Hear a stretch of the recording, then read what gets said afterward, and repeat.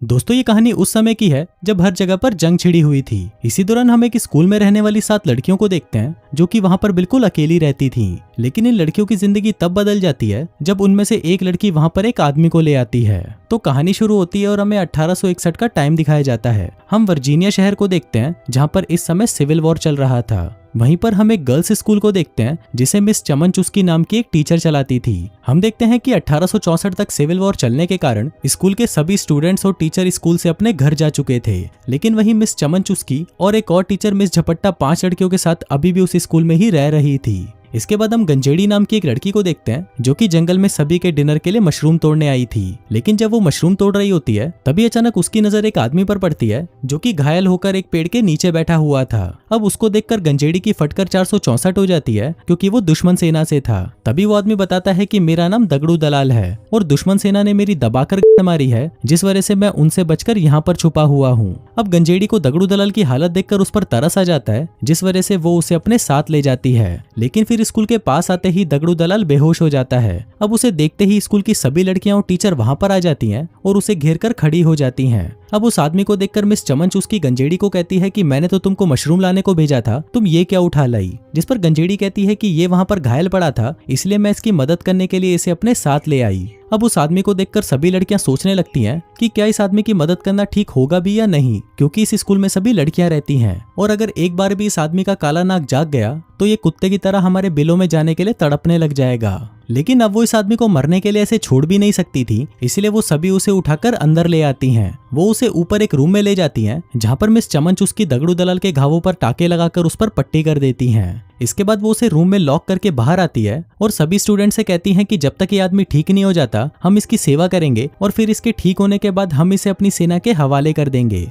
लेकिन तब तक तुम छिनालों में से कोई भी इस आदमी के पास नहीं जाएगा। अब उसकी बात सुनकर सभी लड़कियां वहां से चली जाती हैं। लेकिन उनके जाते ही मिस चमन चुस्की चुपके से दगड़ू दलाल के कमरे में जाती हैं और उसकी पैंट उतारकर उसके घावों को साफ करने लगती है। अब दगड़ू दलाल का काला घोड़ा देखकर मिस चमन चुस्की गर्म होने लगती है, लेकिन फिर जैसे तैसे करके वो अपने आप को संभालती है। यहाँ पर चमन चुस्की को उसके घोड़े की सवारी करने का मन तो था, लेकिन फिर वो सोचती है कि छोड़ो यार, किसी की बेहोशी का फायदा नहीं उठाना चाहिए। तभी वहां से जाते वक्त मिस चमन चुस्की की नजर बाहर पड़ती है जहाँ पर एक सेना की टुकड़ी शहर पर गश्त लगाने आई हुई थी। तभी मिस चमन चुस्की उन सिपाहियों से मिलने गेट पर जाती है। अब उसे देखकर अंदर सभी लड़कियां घबरा रही होती हैं कि कहीं ये भूखड़ी वाली दगड़ू दलाल के बारे में इन्हें बता ना दे, पर मिस चमन चुस्की उसके बारे में उनको नहीं बताती और वापस स्कूल के अंदर आ जाती है। इसके बाद हम देखते हैं कि क्योंकि दगड़ू दलाल दिखने में हट्टा कट्टा मुस्टंडा था और उसका काला घोड़ा भी काफी बड़ा था, इसलिए उसके घोड़े को देखने के लिए रोज एक एक करके सभी लड़कियां चुपके से उसके रूम में आया करती थी। वो उससे वहां पर बैठकर बातें किया करती थी जिससे उनको भी काफी अच्छा महसूस होता था। इसके बाद हम देखते हैं कि मिस चमन चुस्की सभी लड़कियों के साथ बैठकर प्रेयर कर रही होती है।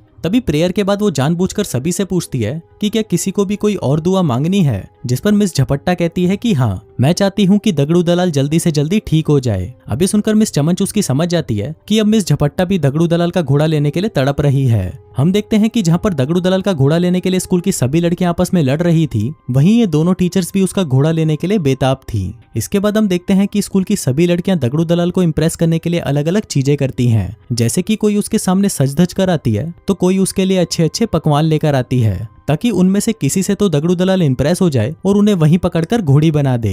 इसके बाद हम देखते हैं कि एक दिन मिस चमन चुस्की दगड़ू दलाल के रूम में आती है, जिसको देखकर दगड़ू दलाल समझ गया था कि मिस चमन चुस्की यहाँ की बॉस है और यहाँ पर उसी की चलती है और अगर मैं इसे पटा लेता हूँ तो मेरी चांदी हो जाएगी। अब दगड़ू दलाल मिस चमन चुस्की को इम्प्रेस करने की कोशिश में लग जाता है। उधर चमन चुस्की उससे बजवाने के लिए तैयार होने ही वाली थी कि तभी वो अपने आप को संभाल लेती है। इसी दौरान वहां पर फड़फड़ाती बिल्ली नाम की एक लड़की आती है और मिस चमन चुस्की से कहती है कि क्या मैं आपकी कोई हेल्प कर सकती हूँ, जिस पर मिस चमन चुस्की उसे कहती है कि बूढ़ी की चली जा यहाँ से, मुझे पता है कि तू यहाँ पर क्या करने आई है। फिर इसके कुछ देर बाद मिस झपट्टा भी दगड़ू दलाल के रूम में आती है जहाँ पर वो हरामी उस पर भी ट्राई मारने लग जाता है। वो उससे गंदी गंदी अश्लील बातें करने लगता है और उसका ये प्लान कामयाब भी हो जाता है क्योंकि अब मिस झपट्टा की बिल्ली गीली हो चुकी थी और वो दगड़ू दलाल के साथ दबा दबा कर मजदूरी करना चाहती थी। फिर इसके बाद क्या था, मिस झपट्टा दगड़ू दलाल के बिस्तर पर आती है जहाँ पर वो दोनों दबा दबा कर मजदूरी करते हैं। इसके बाद हम मिस चमन चुस्की को देखते हैं जो कि सभी स्टूडेंट्स के साथ मिलकर प्रेयर कर रही होती है, लेकिन तभी वहां से फड़फड़ाती बिल्ली उठती है और मूतने का बहाना लगाकर बाहर चली जाती है।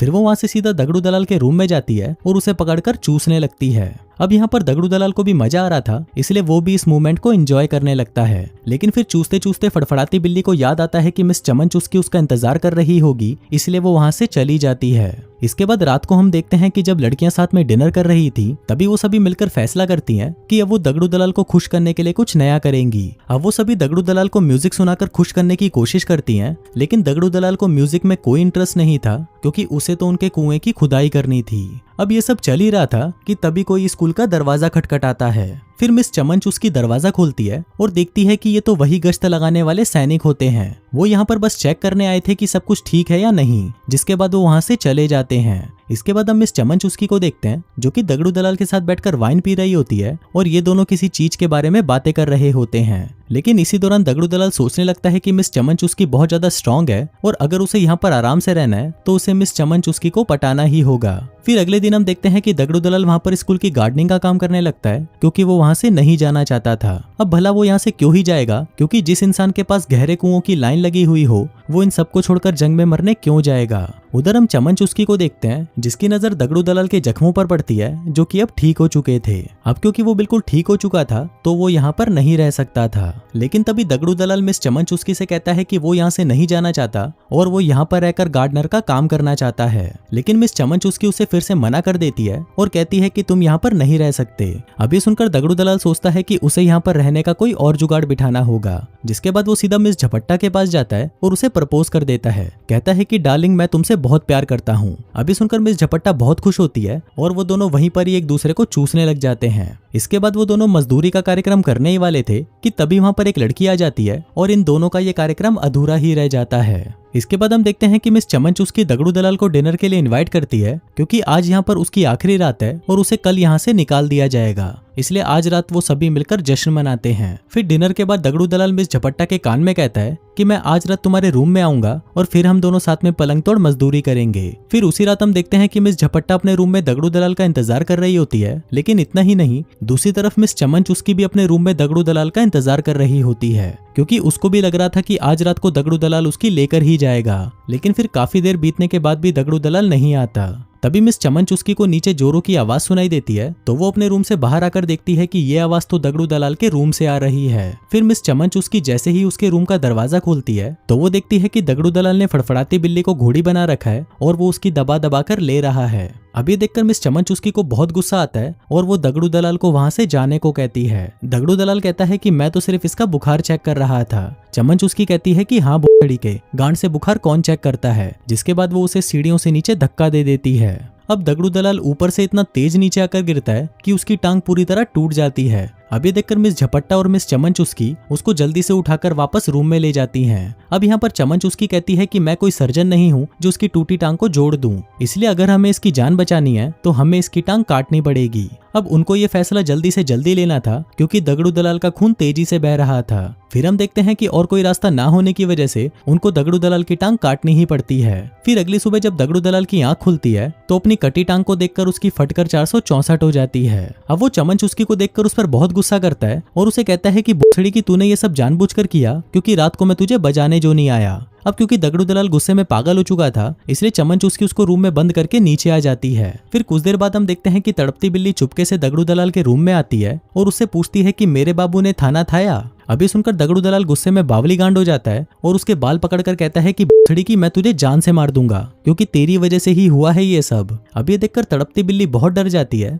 और नीचे आकर मिस चमन चुस्की से कहती है कि अब हम लोग यहाँ पर सेफ नहीं है, इसलिए अब हमें दगड़ू दलाल को आर्मी के हवाले करना ही होगा। लेकिन तभी वहां पर दगड़ू दलाल आ जाता है और उनको कहता है कि भोसड़ी वालों, अगर तुम लोगों ने मुझे फिर से रूम में बंद करने की कोशिश करी तो तुम लोग सोच भी नहीं सकते कि तुम्हारे साथ क्या होगा। अभी सुनते ही मिस चमन चुस्की तड़पती बिल्ली से कहती है कि तुम जल्दी से जाकर गेट पर नीला कपड़ा बांध दो, ताकि आर्मी वालों को पता चल जाए कि हम लोग मुसीबत में हैं। अब तड़पती बिल्ली जल्दी से जाकर गेट पर नीला कपड़ा बांध रही होती है कि तभी दगड़ू दलाल उसे देख लेता है, जिसके बाद वो सभी लड़कियों को गन पॉइंट पर ले लेता है। वो कहता है कि अगर तुमने फिर से ऐसा कुछ भी किया तो मैं तुम सभी को मार डालूंगा, जिसके बाद वो गुस्से में अपने रूम में चला जाता है। अब यहाँ मिस झपट्टा को लगता है कि शायद दगड़ू दलाल को मजदूरी की जरूरत है, इसीलिए वो ऐसा कर रहा है, तो वो उसे चरम सुख देने के लिए उसके रूम में जाती है और उसके रूम को अंदर से लॉक कर देती है। उधर मिस चमन चुस्की उसे मना करती है और कहती है कि साली छिनाल ऐसा कुछ मत कर, लेकिन मिस झपट्टा की ठरक अब चरम सीमा पर पहुंची हुई थी, इसलिए वो दगड़ू दलाल के पास जाकर उससे लिपट जाती है। उधर दगड़ू दलाल को भी मजा आने लगा था, इसलिए वो भी उसके साथ दबा दबा कर मजदूरी करता है। अब ये सब देखकर मिस चमन चुस्की गुस्से में पागल हो चुकी थी और वो सोचने लगती है कि इस दगड़ू दलाल का खेल अब खत्म करना होगा। लेकिन इसी दौरान एक स्टूडेंट उसे कहती है कि हम दगड़ू दलाल के खाने में जहर मिला देते हैं। अब ये आइडिया मिस चमन चुस्की को भी सही लगता है। इसके बाद गंजेड़ी जंगल में जाती है और वहां से जहरीले मशरूमों को तोड़ लाती है। फिर उसी रात मिस चमन चुस्की दगड़ू दलाल को डिनर के लिए इनवाइट करती है, लेकिन यहाँ पर दगड़ू दलाल को शक था कि कुछ तो गड़बड़ है, इसलिए वो झपट्टा को भी वो मशरूम खाने को कहता है। लेकिन तभी एक लड़की कहती है कि नहीं, मिस झपट्टा को मशरूम से एलर्जी है। अब दगड़ू दलाल को उसकी बातों पर विश्वास हो जाता है और वो अकेला ही उन मशरूम्स को खा जाता है। फिर कुछ देर बाद हम देखते हैं कि जहरीला मशरूम खाने की वजह से वो तुरंत नीचे गिर जाता है और दम घुटने से उसकी मौत हो जाती है। इसके बाद ये लोग स्कूल के गेट पर नीला कपड़ा बांध देते हैं और दगड़ू दलाल की बॉडी को कफन से लपेटकर दरवाजे पर रख देते हैं ताकि आर्मी वाले आकर उसकी बॉडी को उठा ले जाएं। इसके बाद हम देखते हैं कि मिस झपट्टा बहुत ही दुखी हो रही होती है क्योंकि वो दगड़ू दलाल के साथ ही अपनी जिंदगी बिताना चाहती थी और वहीं बाकी सभी लड़कियों की प्यास अभी भी अधूरी ही रह जाती है और इसी अधूरी प्यास के साथ ये कहानी यहीं खत्म हो जाती है।